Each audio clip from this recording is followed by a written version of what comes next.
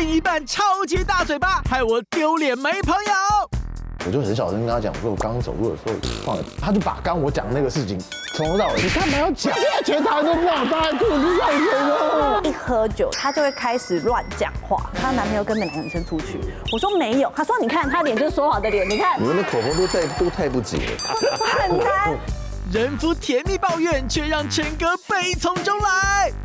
我老婆跟我的妈妈是可以脱光衣服一起去泡温泉，他们感情非常好。到远他都不睡觉。哎呦，那我好累哦。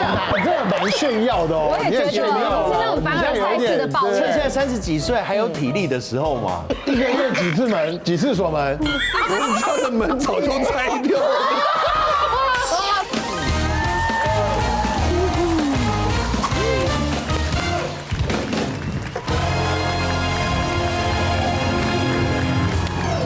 欢迎收看《女王大人》。今天我们邀请到的4位，他们另一半呢都是垃圾哦哄上头，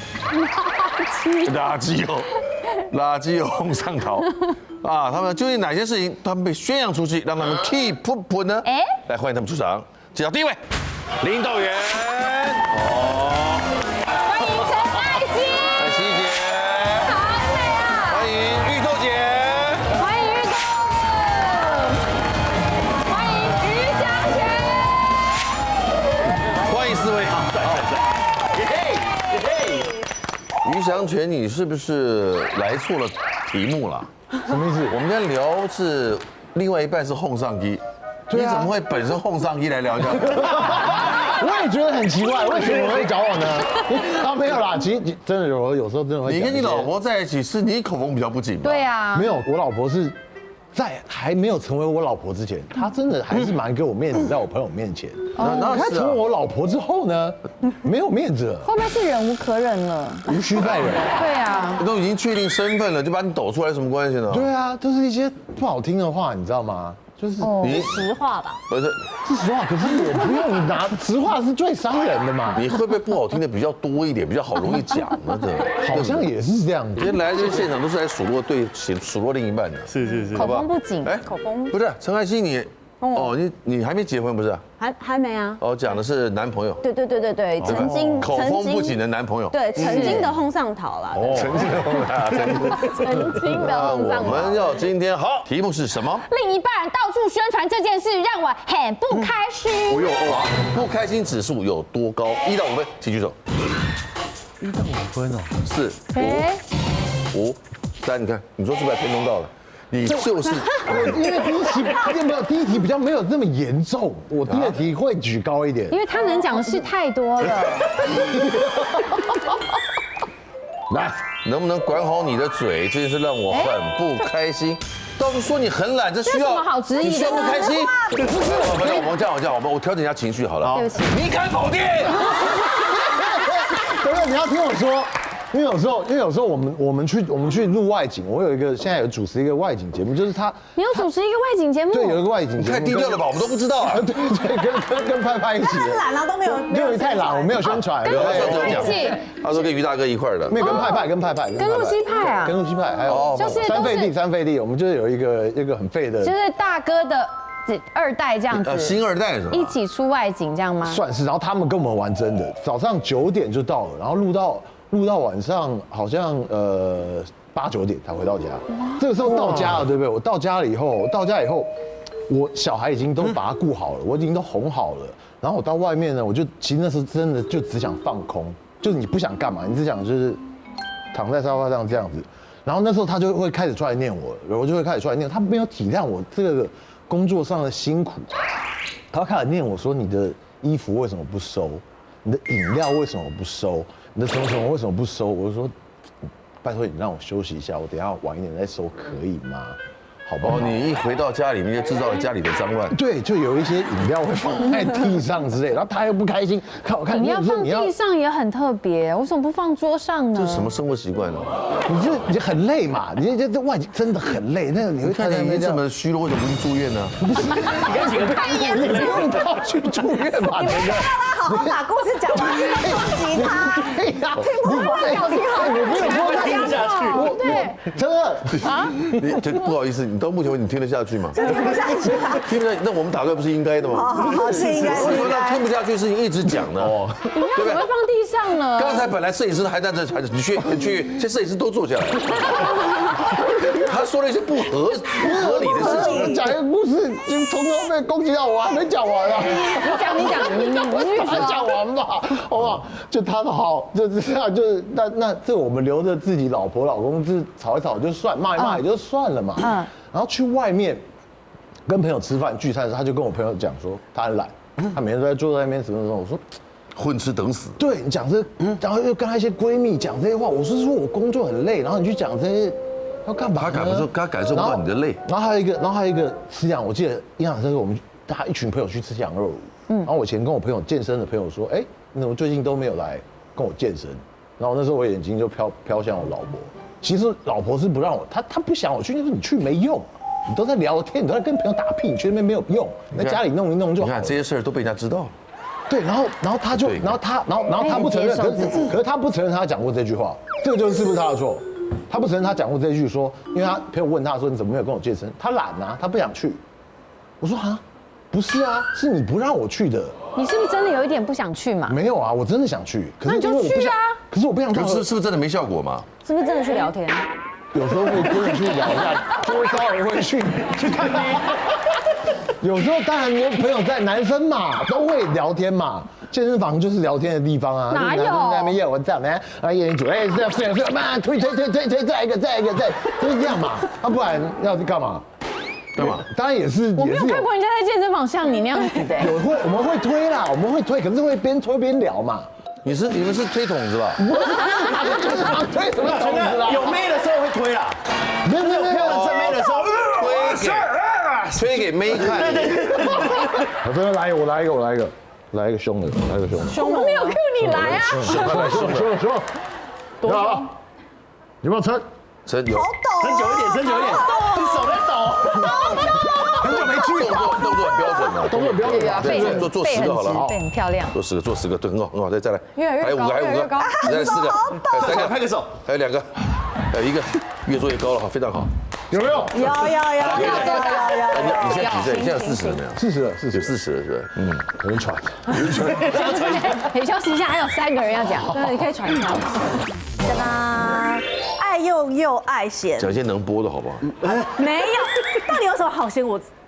我是一个很好的老婆，但是呢，我要讲说为什么嫌弃这件事情呢？就是因为之前疫情的关系，然后我就想说，因为不能去运动嘛，因为常常健身房就突然要消毒或者等等的原因，就说尽量不要出门。所以那时候呢，我就想说不行这样子，因为没有运动就很容易发胖，所以那时候我就买了一个那个滑步机。这大概是80公斤吧，但那时候超重，就是因为你要买比较重的原因，是因为太轻了你很容易晃。对，当然。它原价3万5，然后可能就大家可能你知道很多人健身器材用就摆着了。二手的。对，因为它原本是1万，那我就跟他扎说那可不可以算8000，一个好吉利的数字，所以他就卖给我了。然后跑，过一阵子我就怀孕了。然后那时候我怀孕的时候，因为我有那个子宫前症，然后那时候我的那个胎象又不是很稳定，我只要一运动我就出血，然后我就没有办法运动，危险。然后没有办法运动之后，那台的那个滑步机就是搁在那边。哇，我先生不得了，他每次只要经过客厅看到那个滑步机，他就说这什么东西啊，你要不要丢掉啊？然后我说，但是我就是因为我现在怀孕，我不能运动，但是我就生完之后我可以运动啊。然后他就到处跟别人讲说，你知道玉兔就在家里放了一个就是超占位置，然后又不好用的东西。然后我说没有，很好用。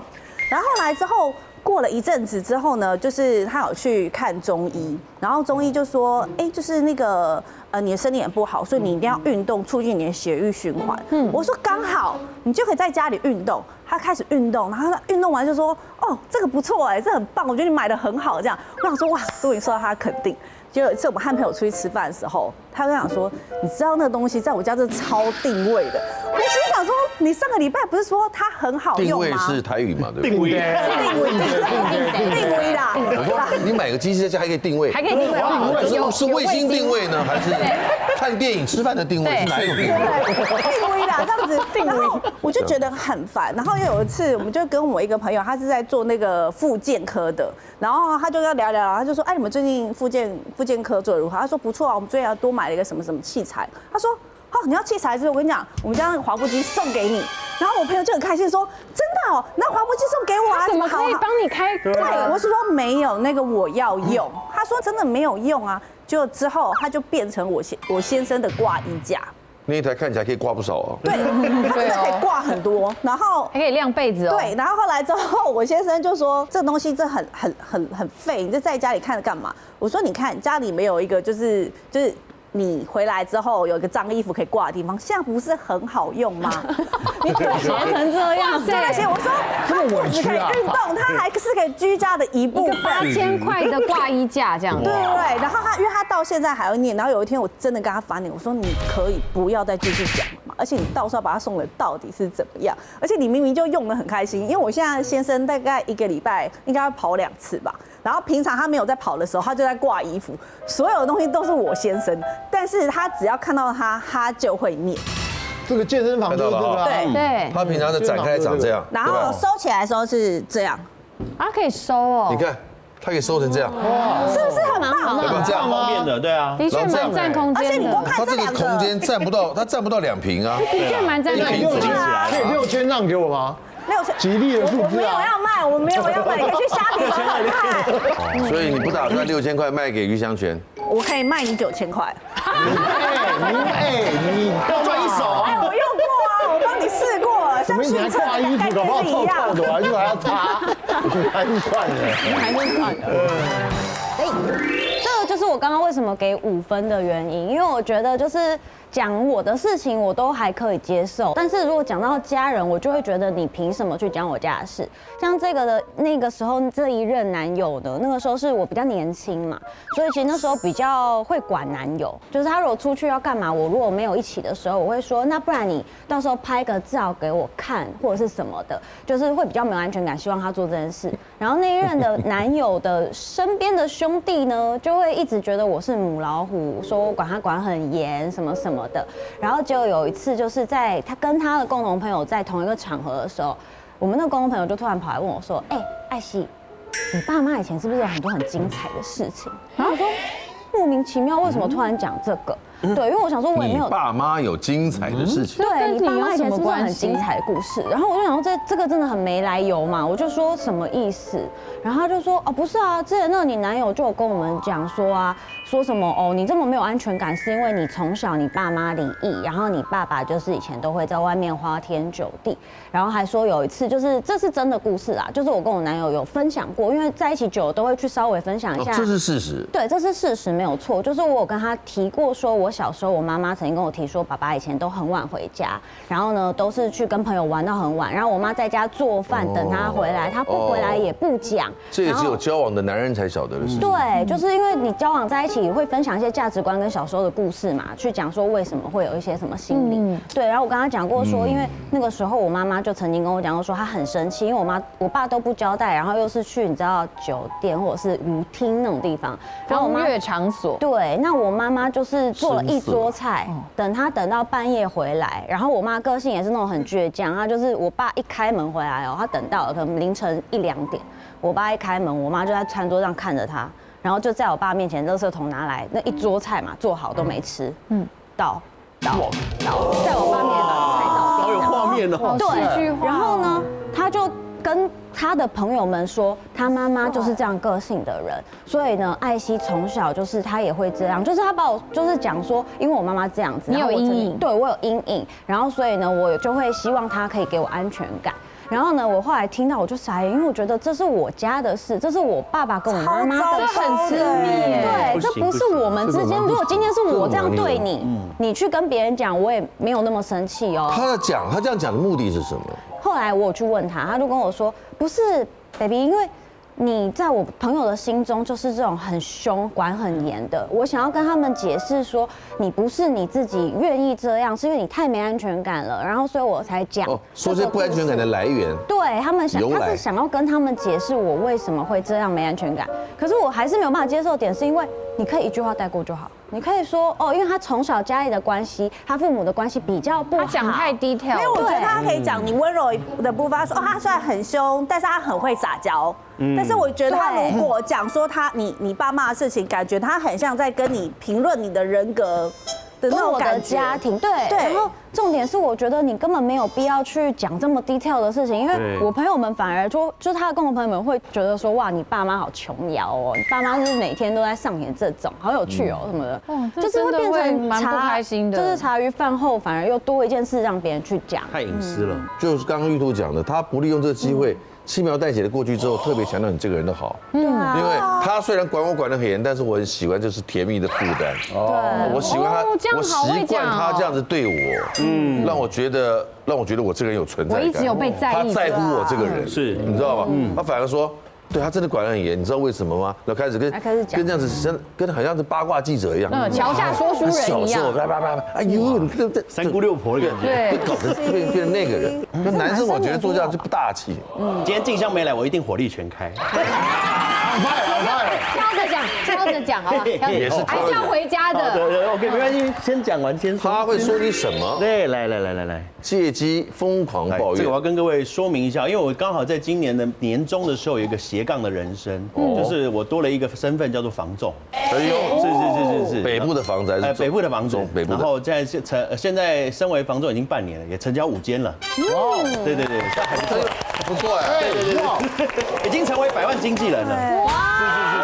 觉得你很有说服力，真的吗？对，大家看到我都觉得哇，你很诚恳，很老实，你长得四平八稳的，是，就觉得买你的房子，觉得房子跟你一样稳，你知道吗？你知道吗？人长得对，但是大家也知道，就是业务的生活其实非常的不规律嘛，因为我们常常要作业或者是拜访屋主这些问题，所以在当时我们的吃饭时间就很不固定。对，那时候我的体重就飙高到130几公斤。哦，干得好啊！对，你那时候瘦的时候是多瘦？瘦的时候最瘦大概有100出头。所以大概胖了10几公斤，快20公斤。对，因为吃的时间真的太不正常。现在又回来了吧？回来一点点。对，有开始在运动。还有120就对了。对，大概110几，快120这样子。对，然后我那时候老婆因为看到我的抽血健康检查，她觉得哇，333油脂变高，血糖也变高了一些，她就觉得哇，道远你这样不行哎，我觉得老公我们需要去那个中医减肥针灸一下。OK， 对，那我就说好啊，你都对我这么好了，对我的身体想说要照顾身体嘛，那好，那他就带我去中医减肥做针灸这样子。那一到医院呢，通常就是要把脉嘛。那一到进去医院诊所，这个医生开始把脉啊，把下去之后呢，我们就开始期待医生要说我们的身体有什么状况。一把下去，他就开始说，哦，医生。你确定你把得到他的脉？一只大颗呢，他的皮很厚呢。我就开始考试了。对，他是会这样子的。他真的会这样子哦。对，他真的会这样子。看不出来。我觉得他有时候在分不清楚，他是在节目上还是在节目上太多，在做节目效果啦。然后医生就很开心，就觉得哇，很像我们平常就是生活就是这样子。另一半超级大嘴巴，害我丢脸没朋友。你这新交的男朋友跟那个新闻那个很像，哇，8成会偷吃片，我就跑去跟我朋友跟浩儿讲，他说，你说我面相怎样？我就觉得哇，真的很可怕，尤其是我先生只要一喝酒，他就会开始乱讲话，担心有一部分可能之后就没有了。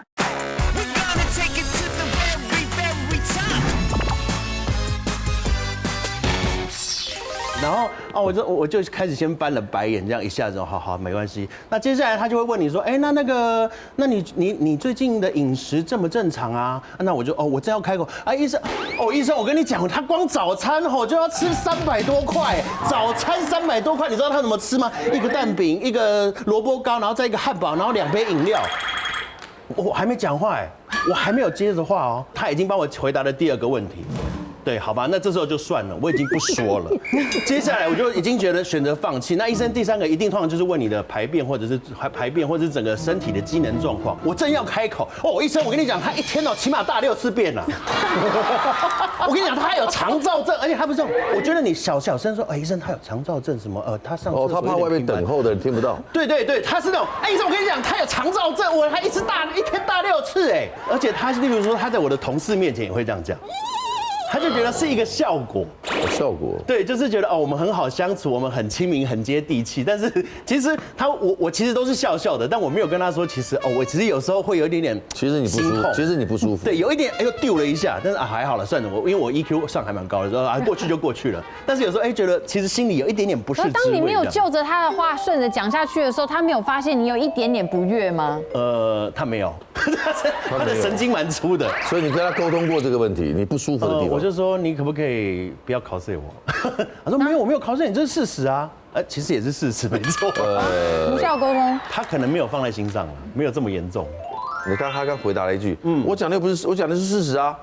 那你挑人说啊，对，你不要每个人都说啊。是，对不对？何必呢？因为他有时候会觉得你去帮他准备个宣传车嘛，他跟人家分享。到处讲的，就跟证件对吧？一天大6次，各位乡亲，一天大6次合不合理？你们说对吗？我们道远做得到啊。好，这个很懒的，这本来就很懒的朋友来，我们再从你开始。这我跟你讲，这个很严重，这个是真的很严重了。这个5分，这我真的给他5分。哎呦，好不好？来，把糗事当话题，有一些事情是很私密，只想跟老婆分享，并不想跟朋友让朋友们知道。你知道吗？当然。就像有一次我约好去按摩，跟他一起。结果去做的不是黑的，你就很不舒服。不是，我跟我老婆一起去的，我们2个一起去按摩。对，然后前天晚上我吃麻辣锅，肚子有一点不舒服。那我就想说，按摩的地方就快到了，我就停好车了以后，我那肚子真的很不舒服。可是按摩的地方可能就我已经在走在去按摩店的路上了。那个路程呢，可能就是从我到你那个位置。很近吗？就这样，大概就这样。我想说进去，我就赶快上厕所，就去屎在滚了。对，已经那个肚子已经有点土拨鼠已经在动口了，已经有点受不了了。然后走，我走了2步，我想说，有个屁我放一下，就是这个，可是那个屁就竟然是水屁，它是水屁，它是不一个我怎么会觉得什么意思？然后而且那种是带油，有点漏了，对，有点补的括约肌没锁住，对，我没有锁好，你知道吗？它趴出来了，然后趴出来了。我想说，我天哪，很丢脸。那我就进去按摩店，我赶快进那个厕所，我把那个内裤拉下来，哇塞，就在上面，然后拉在上面，我就想说。很烦啊，很麻烦，我就赶快把它弄一弄，清一清，然后赶快用垃圾袋把它丢，内裤我都丢了，内裤我丢掉了，然后我出来，然后我就问我说你怎么这么久？你到底在干嘛？我说我就很小声跟他讲，我说我刚刚在那个不小心走路的时候放了屁，他就开始笑我也就算了，我也都没差，可是他竟然在有一次朋友聚会的，这就是很多人上面，他说他有一次就去按摩，他就把刚我讲的那个事情。从头到尾就是做效果。林祥全他多份了，对他几岁并不是经过惊吓，他只是走路他就多份了。然后我那群失手，对，我那群朋友多过分，就全场都在笑，然后笑了一个，就像刚刚那种哈哈哈。可是如果他讲了这件事情，然后朋友都一脸严肃，这样也不太对吧？可是就不要讲了，他们笑也是正常。然后我今天又再分享出来，不是有全部人都知道。对，你为什么今天要讲？对啊，脱粪其实真的很尴尬，很尴尬啊，真的很尴尬，又有臭臭的，然后又黏黏的。然后又在那边搞半天，真的很。不要再形容了，太具体，已经有味道了，已经有点出来了。现在不会有味，我是目前是没有的。我是前天有吃麻辣锅，可是我并不想，我这个就这种不要丢脸的糗事，我只想先看你不要这样笑嘛。我这样跟老婆分享，我并不想让我的朋友知道。可他竟然在有一次觉得说，不知道为什么他做节目效果吗？你上节目就跟你讲的一样，在做节目效果嘛，你干嘛要讲嘛？你为什么要讲呢？这种脱粪的事情，应该都不希望你的另一半说出去。对，如果你不希望你老婆或另一半知道，你当场就要说，拜托不能告诉任何人。哦，对，我太糗了。对，那你又不怕出糗，他讲会怎么样？请问？你怕我觉得出糗吗会不会是？因为夫妻两个人都是公众人物，然后有时候会有点模糊了。他老婆是被迫当公众人物，对，被迫，但就有点模糊了做公众人物的做效果，对，跟私底下的这个界限，我觉得有点模糊了。所以是要你自己强调，否则你就是看起来不怕出糗的人啊。对，我其实是蛮怕的。但你表现出来荧幕上的形象，你蛮怕出糗？我不是另外一些东西还好，可是你说搭在裤子上，我40岁了，我搭在裤子上，冷静。我不想让他知道。然后通告又说硬逼问我，他逼我2个小时，就叫我讲出来，然后现在全台都知道我搭在裤子上，这个。我们没有，我要讲嘛。于小姐，听我一句话，年纪越大，脱分的机会越高。慢慢要习惯。未来还有很多次机哎，会。这样有点希望。不想这样嘛。未来你就会知道什么叫驾轻就熟了。所以你逼我搭啦，戴口罩那个啦，他一直叫我讲啦，他还笑我，好了他还笑我。好，你现在都讲了，全世界都晓得了，对不对？好吗？好不好？加油加油！什么事情该说不该说，你要跟另一半讲。你要讲在前面。整个以后我都把它这样夹住最紧。不用这样夹那么辛苦干嘛？我有软木塞，我去哪边？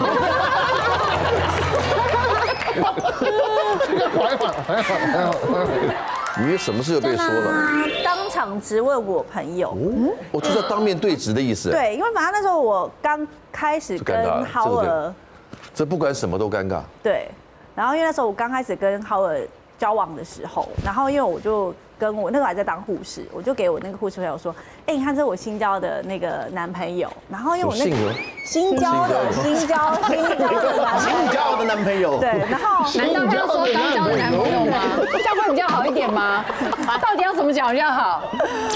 新交没有比较好，这样人家多为难啊！要怎么讲？新交的男朋友，然后我就给他看，他说我就给他看这样，然后他一看完之后，刚好那一阵子有一个很大的新闻，反正就是一个才子，就是天王这样一个男生，然后他就是他结婚，但是他又被拍到跟别的女生出去，他一看完，然后因为我那朋友又是很在相信面相或风水的人，他说哇，你这新交的男朋友跟那个新闻那个很像，哇，8成会偷吃，你要小心。我一听完想说怎么对，但是我听完之后我还是觉得很好笑，因为有很多人说他跟那个明星长得很像。到底是？然后因为我那时候先生要住中和，他说他是中和叉叉叉这样子，对不对？然后我就觉得很好笑这件事情，我就跑去跟我朋友跟浩尔讲说，我先生讲说，哎，你知道吗？那个我同事说你长得很像谁谁谁，他说你这种面相哦一定会偷吃啦，然后就哈哈哈哈笑得很开心这样子，因为就觉得又有一个人说他跟他长得很像这样子。然后因为我那时候我和浩尔是姐弟恋，就是我大他2岁。然后因为我之前交往的男朋友都大我3岁或4岁以上，感觉比较沉稳一点，但他感觉起来就比较屁一点这样子。真的，他看起来蛮中二的。对，就比较吊儿郎当这样，所以大家都其实蛮担心的。所以我觉得他就是受到有些刺激，我就跟他讲，他一直跟我叫哈哈哈哈。然后有一次呢，就是我们大家就他一块笑，但是笑的不知道他走心了。对，我不知道。然后后来有一次呢，我们就是大家就是一起出来玩，我们就小酌喝酒这样子，然后喝，然后我那个朋友来了，他说，哎，你这样，你说我面相怎样？你觉得我会偷吃是不是哈？另一半八卦又毒舌，让陈艾希伤透心。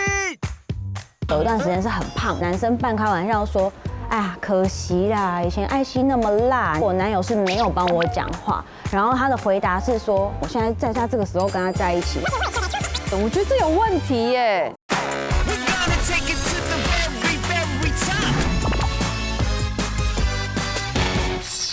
那个朋友来了，他说，哎，你这样，你说我面相怎样？你觉得我会偷吃是不是哈？然后一讲完之后，我想说他怎么会讲？然后我朋友也是笑笑的，然后我们就说啊没有啦，什么什么，就大家吃东西这样。但后来就发现，每次在约那个朋友之后，他都比较不怎么出现。他也走心了。对，然后我就说，哎，你最近很忙？他说对啊什么。但是我们见面，比如说我们如果2个单独出来也是 OK，但是就是变得好像他很多话都不跟我讲。然后有一次，我就跟他2个，我们就闺蜜嘛，就一起去吃饭的时候，就小喝一点，这样小酌一点。他就跟我讲说，玉兔，我真的觉得你很不够意思，你怎么会把我讲的话去跟你男朋友讲？然后我才惊觉，哇，出大事了。然后从此之后，他就对你口风不紧哦，你这个不是因为他只是开个玩笑的讲，对，就是譬如说，他觉得没什么，他觉得对，会说你男朋友长得就是会偷吃的样子，你觉得这个话？是因为他觉得他男朋友不会，所以他才就是开玩笑说，哎，你在我家说你怎样怎样怎样这样。对啊。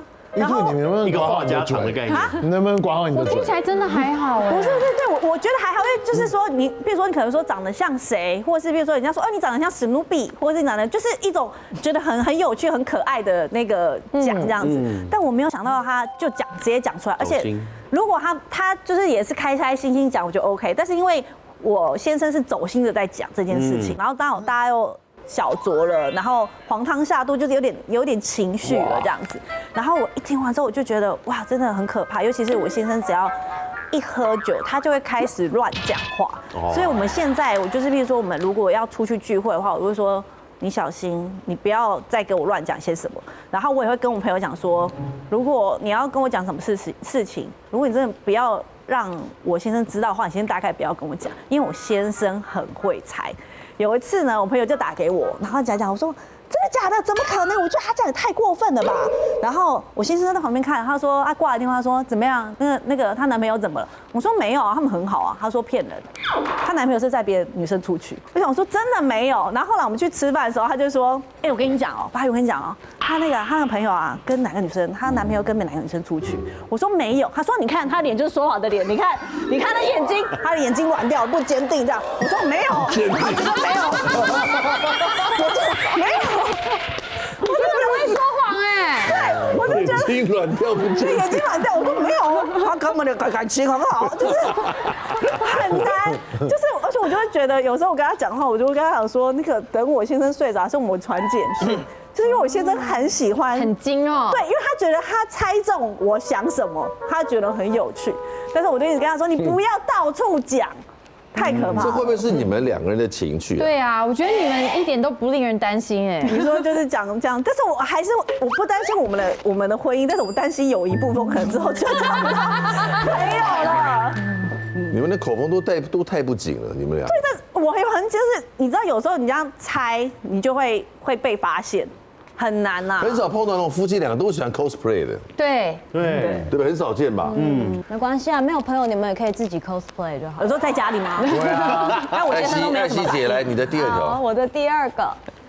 这个就是比刚刚那个还好一点，但也有到4分。很少有另一半会背后受伤哎。对，因为而且最伤害的点是，我是从第三方知道这件事。就是大家不知道有没有印象，我之前其实有一段时间是很胖的嘛，有你有说过快70公斤，对，有一段时间，那个时候其实就是很自然的，就是比较没有自信嘛，然后所以那个时候也就是尽量，就是也觉得自己不会有桃花，所以那一任男友在我那个状态之下，我们当初认识，然后到在一起的时候，其实他一直给我很大的信心，就他一直在鼓励我，然后一直跟我说：“你不要急，我们一起去运动，慢慢来，你可以的，你现在这样也很好。”对，所以我那个时候其实，因为尤其是在你的状况不好、心情也不是那么好的状态下，他给你这个力量的时候，你会越发的觉得这个人很棒，他是你的一个支柱这样子。对，然后所以我那个时候就是一直对他是这样的想法。结果后来呢，有一次共同朋友的聚会，就是大家女生都会问嘛，你为什么喜欢你现在这任男友啊什么的，然后我就把这一段讲出来，说我为什么喜欢他。结果我那个朋友就说，是哦，可是有一件事情我想跟你说，就是你男友之前就是跟我的一群男生朋友，他们都是你知道全部男生的局，在聚会的时候，他就说。我那个朋友就是他们那些男生有在 cos 你男友，就是有点男生半开玩笑说，哎呀，可惜啦，以前艾希那么辣，你现在才跟他在一起，他现在就是有点你知道，就是状态没有那么好啦，很可惜。然后他就说我男友是没有帮我讲话，然后他的回答是说，不是啊。我现在在投资嘛，我跟你讲，他之后一定会再比以前更辣。我跟你讲，现在没有信心哦，我随随便便讲2句，他都开心的不得了，他都会对我，就是他会对我非常忠诚。他以后就算你看我现在在他这个时候跟他在一起，没有嫌弃他，之后他变好了之后啊，他会对我忠心不二，他不会轻易的离开我。0到远幸福困扰，陈哥给出好解答。一天大概有一半的时间，我都是在做房仲。我们又想要维持能够夫妻之间的感情，所以我们家有一个就是 key man， 就是我锁门，心照不宣嘛，至少我们锁门了。不能在门把上挂个东西，就是示意一下。你可以贴一个那个。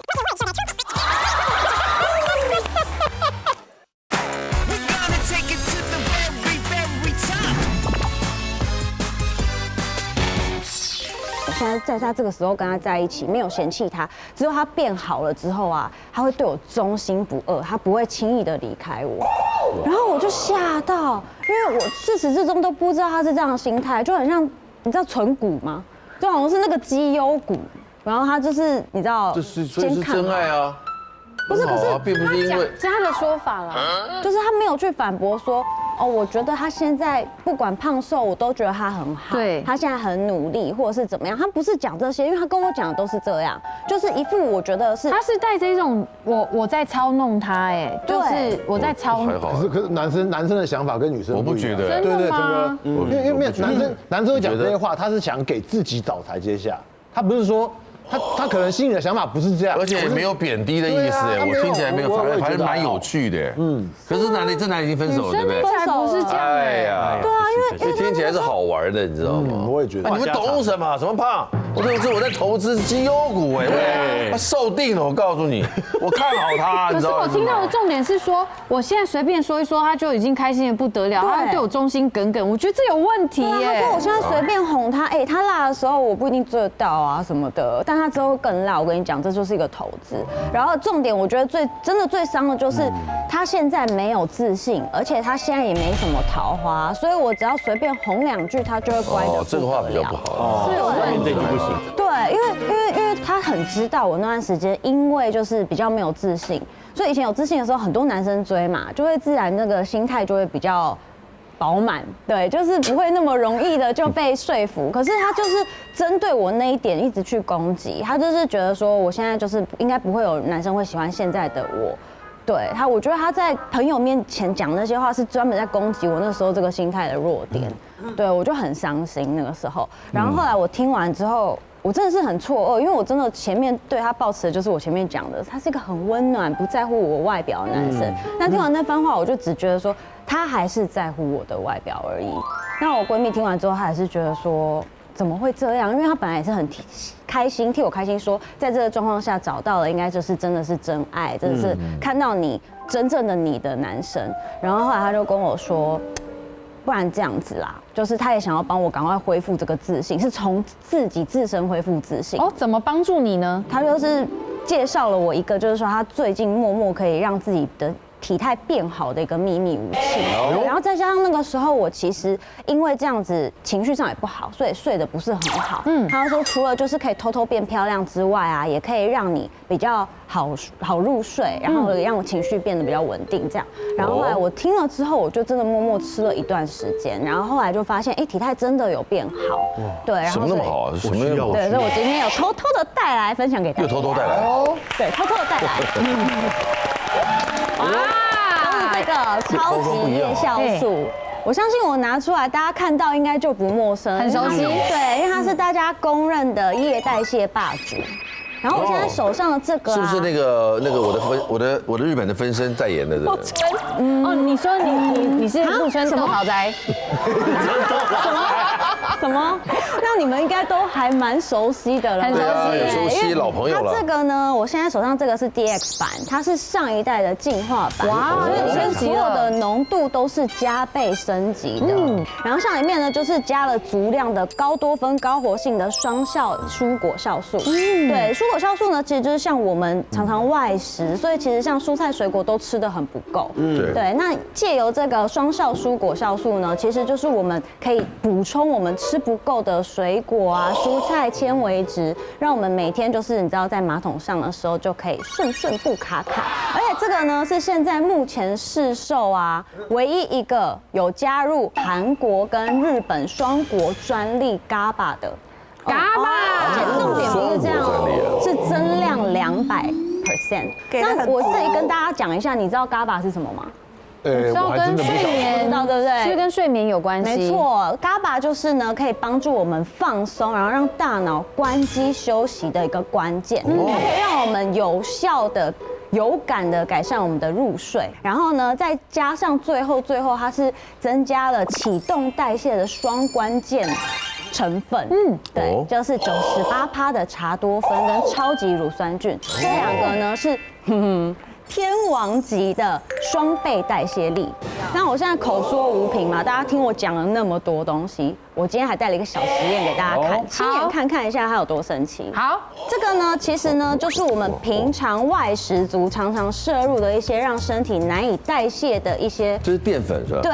那我们现在呢，这个是我们的这个夜酵素里面的成分，我们把它一刀未剪倒下去。好，这就是我们吃进了夜酵素之后，来，我们来给它搅一搅。哎，马上哎，就搅动了，有看到吗？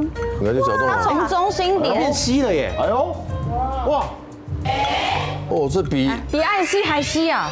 我马上就反应哎，对，你看这个真的是非常的夸张，因为这个它直接就是变成了水状，有没有？那边豆花咖啡，给我来一罐。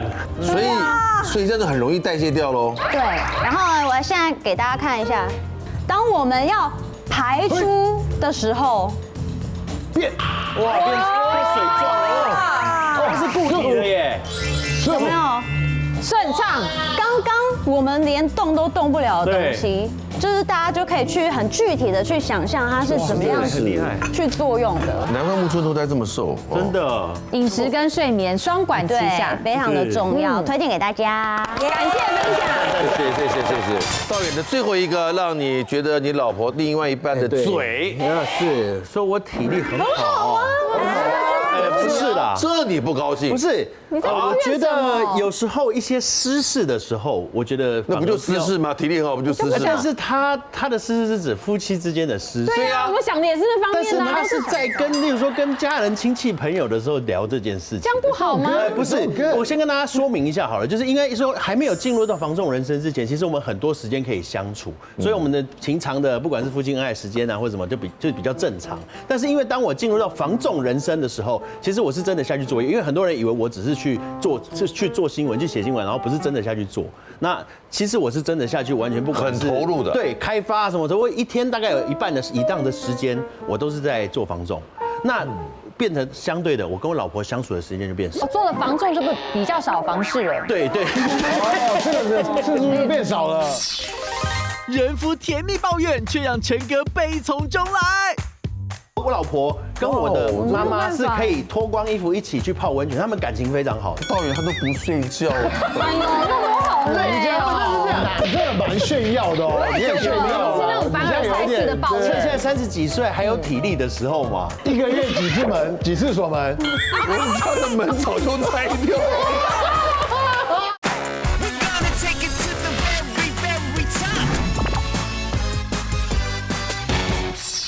做了房仲就比较少房事了。对。这个次数就变少了。是，次数相对的就减少了。但是呢，我们又想要维持能够夫妻之间的感情，所以我们家有一个就是 key man， 就是我锁门。当我锁门的时候，我老婆就因为我们是我跟我妈妈一起住嘛，还有小孩住隔壁，所以我们再怎么样有需要做一些夫妻之间的相爱的事情的时候，我们就会锁门这个动作，因为怕小孩有时候会进来，或者是妈妈没有敲门就进来，所以我们就会有锁门这个动作。真尴尬，全家人都知道。哦，我收了。锁门，现在锁门了，现在门锁起来了。经过房门口这样。不是，总比撞进来好啊。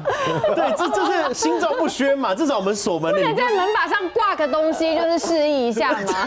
那更奇怪，太复杂了。对啊，挂个领带适中。你可以贴一个那个火车要进山洞的照片啊，或者是火山要喷发的样子。火箭要发射的。这个好笑。对啊。我们他要出动了，对。那但是反正因为这一阵子我就觉得，开始有一点点房事的冷淡期了嘛，所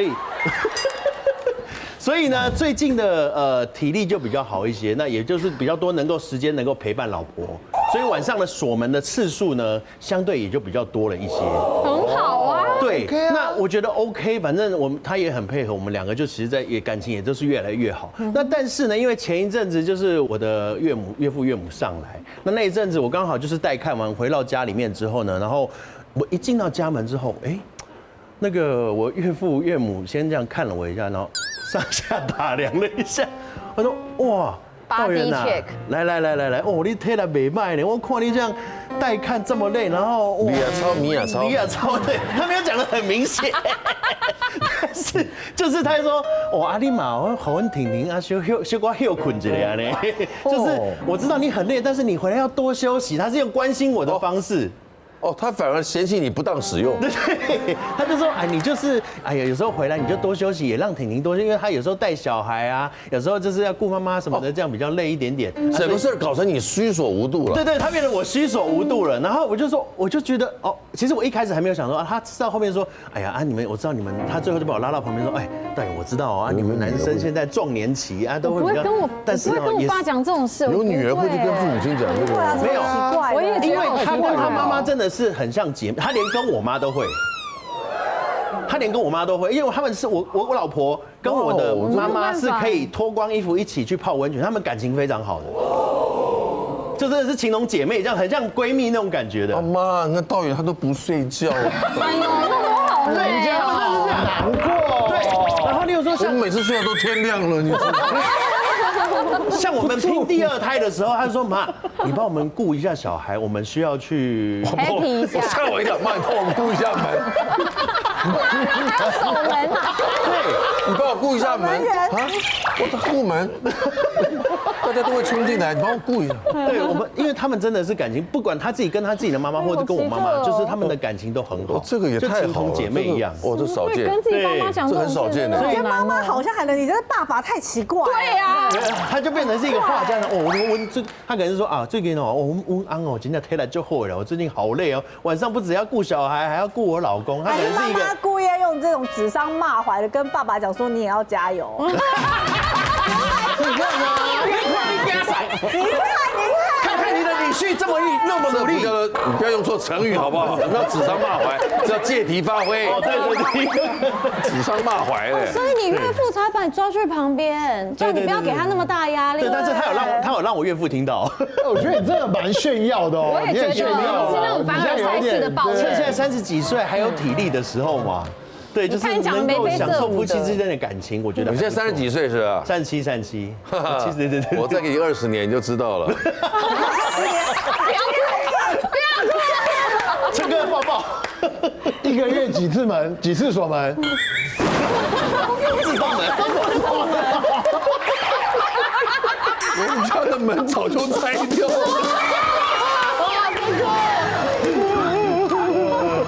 每个人心中都有一些自己很在意的小秘密，是吧？今天听他们分享，发现，很多夫妻另一半之间的争执，其实都源自于没有顾虑到对方的感受。与其让小事情酿成了大麻烦，不如先学会沟通啊。地雷跟底线每个人都有，对，而且程度都不一样。希望电视前面所有的你还有你，都能够找到属于自己和另一半的相处之道，让彼此的关系更和谐，也让感情更加稳定、更加甜蜜。祝福你们都能够找到一个跟你频率最相当的朋友，好不好？女王大人，下次再见 ，See you。